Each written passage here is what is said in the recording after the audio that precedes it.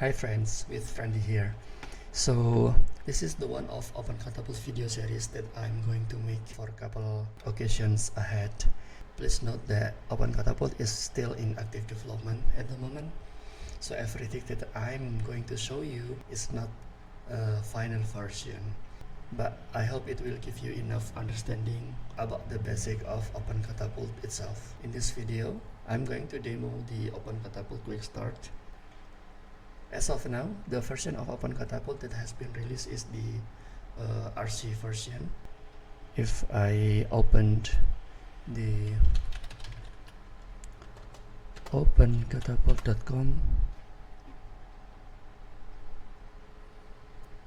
in the release website, you will find the RC version at the moment, but it will be varied depending on when you open this website in the future. So if you want to try OpenCatapult, you can just go to this release website and then download the installer package.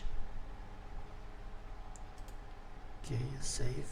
And the steps that I will show you in this video actually can also be found in this OpenCatapult docs website.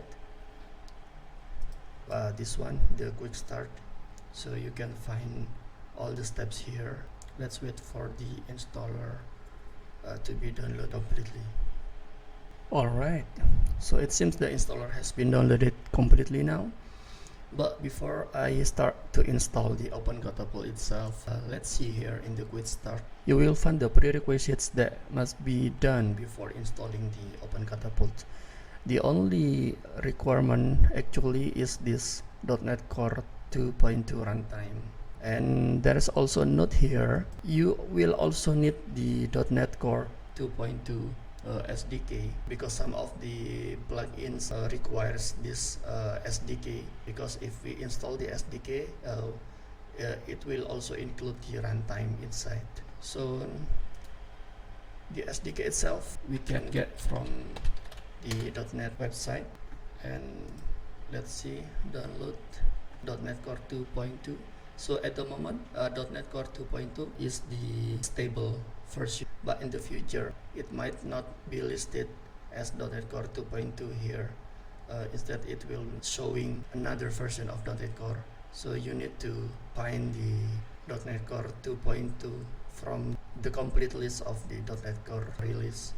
So it's one here, .NET Core 2.2. I will download this one, x64-bit, and save. We will wait until the download complete. Okay, so the .NET download has been completed. Let's open the folder, the download folder, to find the installer. This one is .NET SDK, and this one is the OpenCatapult installer here. We will install the .NET first. Install. Yes. Okay, and now we will wait until the .NET completely installed in this machine.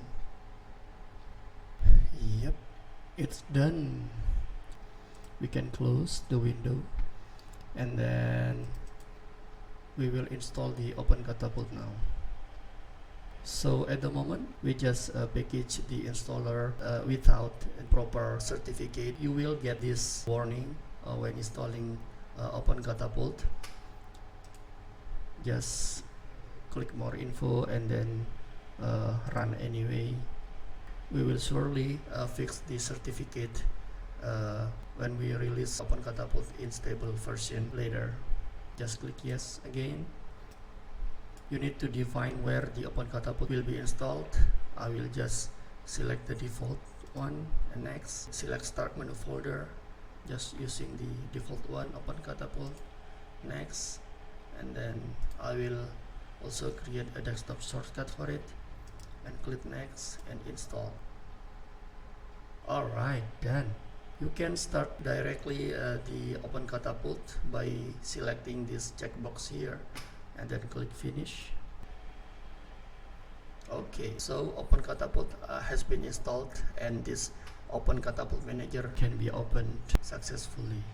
So in this OpenCatapult Manager window, we can find the 4 OpenCatapult components here: the API, engine, web, and CLI. You can find what are these components in the OpenCatapult Docs website. From these 4 components, we will just focus on these 2 components, API and the web. In this API, if we click configure here, we can find that the API will start in this URL address by default, localhost 44305. I will use the default for now, 44305, back and start. Click yes, and it will open the command prompt that will execute the script to start the API. Just wait until it finished. If you find this message, now listening on HTTPS localhost 44305, it means the API has already started. There it is. This message means that OpenCatapult is working. And now let's get back to the OpenCatapult Manager again to start the web component. If we see in the configuration, the web component will start in this URL, localhost 44300. We need to also define the API URL that has already started before. And start. Click yes. Again, a command prompt is pop up. When it succeeds, it will show now listening on HTTPS localhost 44300. Let's copy the URL and open it in the browser.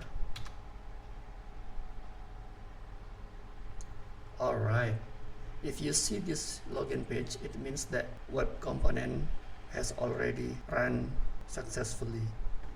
By default, when we install OpenCatapult, it will create a default user. The default user is admin at OpenCatapult.net, like this, and the password is OpenCatapult. We highly recommend it to change this default user later if you plan to host this OpenCatapult in public facing website.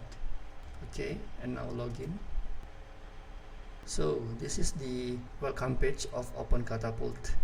If you are able to log into this page, it means that your OpenCatapult instance is ready for the next task. Okay, I think that's all for this video. I will show you the next steps after installing OpenCatapult, which includes creating project,